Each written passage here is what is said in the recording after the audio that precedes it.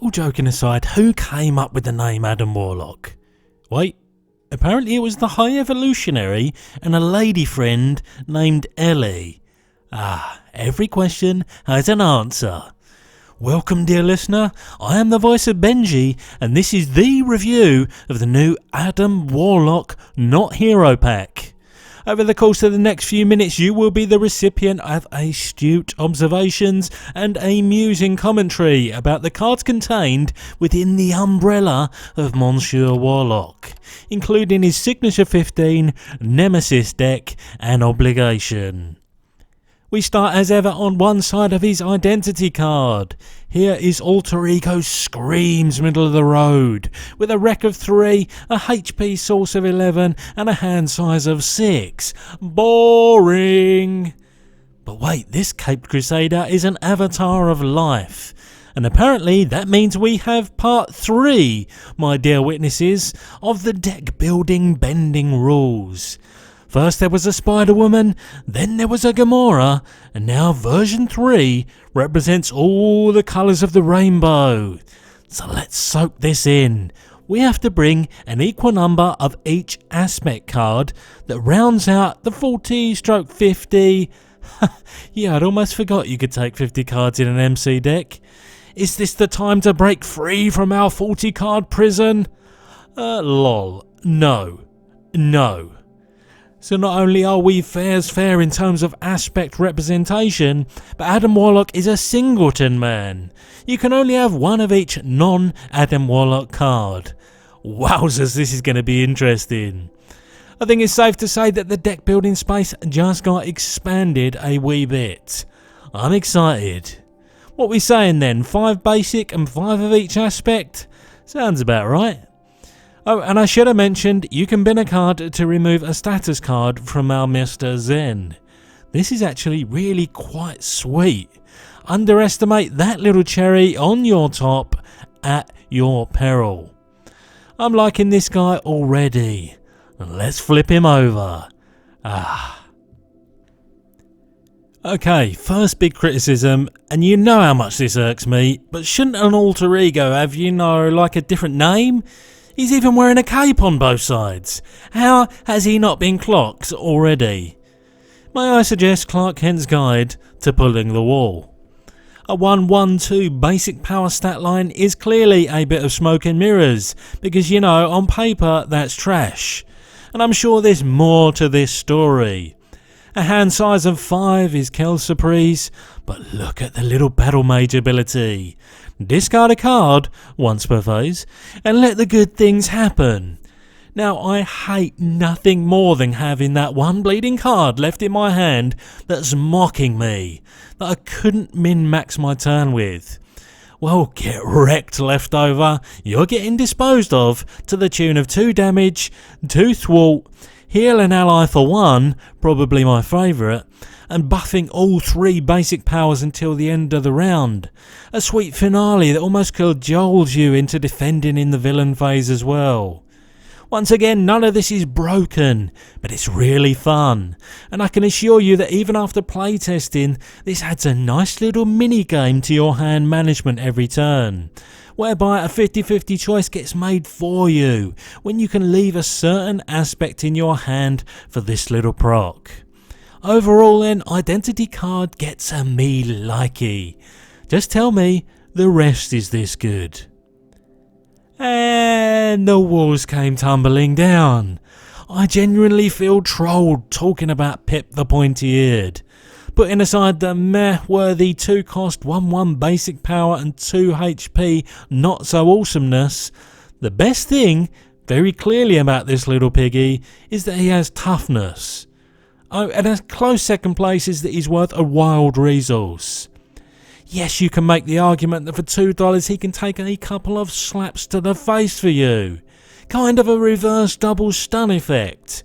But explain to me how exactly that is proactive and pursuant to any kind of win condition.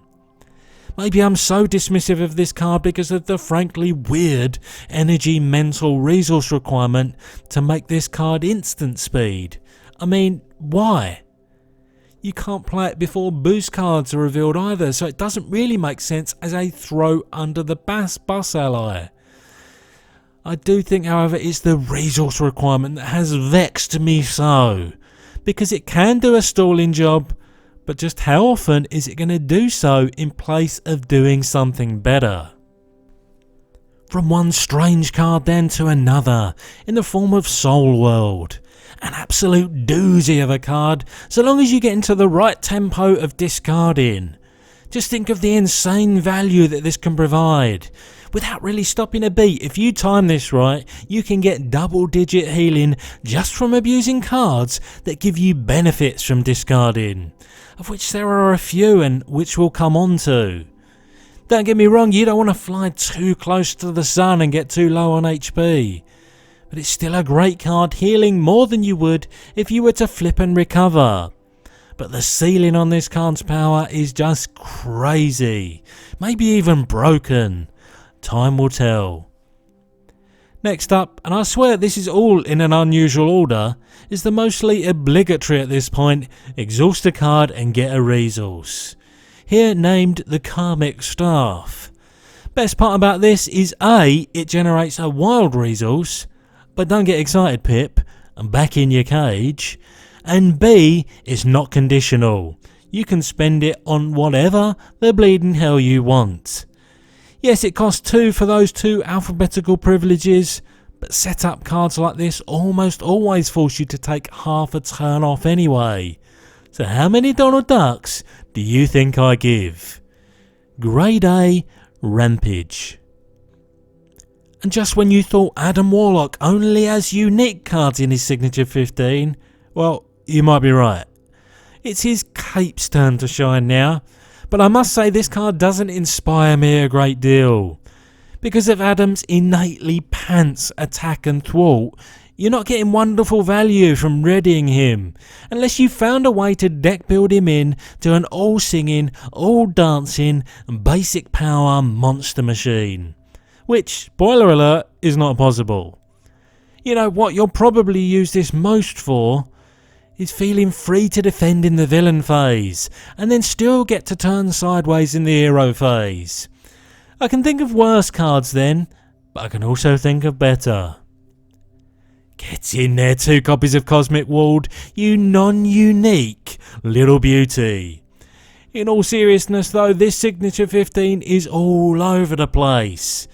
I feel about this card like I did the cape we just talked about. For $1 we get to place a card on the table, and when we draw a bad treachery in the encounter step, we stop the bad thing from happening.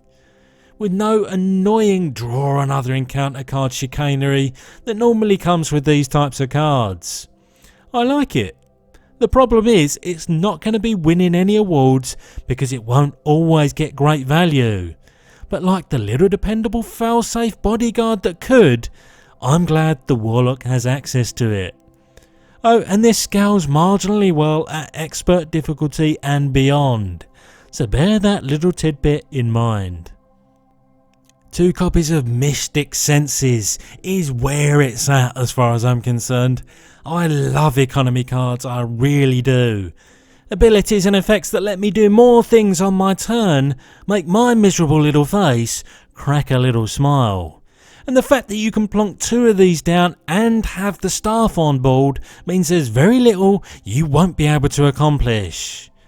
On its own, it in essence negates the discard battle mage ability of your hero, and will ultimately pay itself back and then some in no time. Just a straight up and down great card. We then have 3 copies of Karmic Blast to drool over. Yes, there's the possibility of whiffing on the discards, but just remember that 4 damage for 2 resources is straight up excellent on its own. So let's say on average this hits for 6, all of a sudden you might be in a position where you're doing 6 damage and still have resources to spare to do something else impactful. Unless of course you're a strange Johnny and you've gone all in on basic cards. How is this anything other than a winning card? And remember, you shouldn't be afraid to be discarding, especially if Soul World is already out on board. swing for the fences, and watch the villains and minions keep on a-tumbling.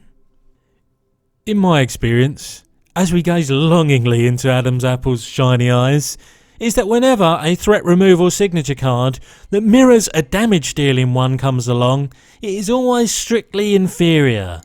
And these 2 copies of Cosmic Awareness are no exception. The thing is, I use the word inferior not to dismiss its inherent value. It is, for example, a better card than the Justice threat removal card for Justice. No, the reason it's inferior is because if you've got this and Karmic Blast in hand, 7 or 8 times out of 10, you'll be slapping the Karmic Blast down on the table. That's why I'm glad there's 2 of this to the 3 of that. And why I don't feel the need to keep talking about how good it is on a sliding scale. It'll do. I'll take it. We finished the signature cards then with 2 copies of Quantum Magic, allowing you to fetch a card from your discard for the net loss of 2 resources is both a blessing because there's bound to be a good target or 2 in your discard pile, but maybe equal parts a trap because that economy loss is only sometimes going to be worth it. I suspect I will think about this card as an in case of emergency card. Do I need a specific thing, be it damage, threat removal, or some other utility enough to pay the piper? Making this, in my not so humble opinion, the definition of a situational card. Again, and I know I keep repeating this, but a card that I'm still glad exists. Maybe not to the tune of 2 of, but dose is better than none. But you can't have the good of a Marvel Champion's identity without the bad, and so to his obligation, regeneration cycle. You see, once in a while the old boy has to go back to his cocoon to get his head straight. And here you're forced to alter ego exhaust, like most every obligation ever printed, or place most likely on average 2, maybe 3 threat on the main scheme, depending on your deck loadout. Option 1 is so often the safe bet, but just bear in mind that this card will be exhausted when it's drawn more than some. As I stare at AW's Nemesis Minion, I find myself with a newfound respect for Pip the Troll. Why did he have to have toughness and quick strike? I try to make sure I deal with a Nemesis Minion the turn after it comes out. So why does this sneaky prick get to punch me in the face at least once? And he discards the top 5 cards of your deck. The hits keep on coming. 2 scheme and 2 attack isn't nice either. This is the whole package, ladies and gents. But if you have a means to ping that toughness, then 5 HP shouldn't be too hard to deal with in one turn. A worthy adversary indeed. The accompanying side scheme Universal Church of Truth is in isolation pretty easy to deal with, but if you get unlucky drawing Shadows at the Pass at the exact wrong time and may just mills your deck before you can even say it's my go now, then this is the double whammy from Marvel Champions Hell. Even more of a priority in multiplayer, where the odds of a turn sideways and a stun token on your cardboard are that much higher. This won't always be as innocent as you might think. 2 copies of the worst artwork on an MC card to date, the Zealot of Truth, are a decent mid-range minion. 4 HP and no toughness though mean they'll end up in the discard pile in no time, where you can appreciate their beauty from afar. The anti-threat removal will likely never be something that will occur or concern you, so let's move on. To the wall of text that is the Cosmic Inquisition. Okay, so 2 threat on the main scheme, fine. You probably won't be discarding 10 cards from your deck because you dealt with that weird Truth Church a few turns ago, but guess what, you get to go there again. I don't like this card. I don't hate it, but I think I'd rather face the fugly Zealots of Truth than this. Too many variables, especially in solo play where this could really hurt. Now that should have ended this tale of Adam and Warlock, but, and I know you're bored now, but just bear with me, it's honourable mention time. There are some max 1 per deck cards we need to take a cursory glance at, because you know, they were clearly designed with our Warlock in mind. Magic attack is absolutely inferior to Karmic Blast, but strangely more consistent. Zone of Silence is the exact same story in comparison with Cosmic Awareness.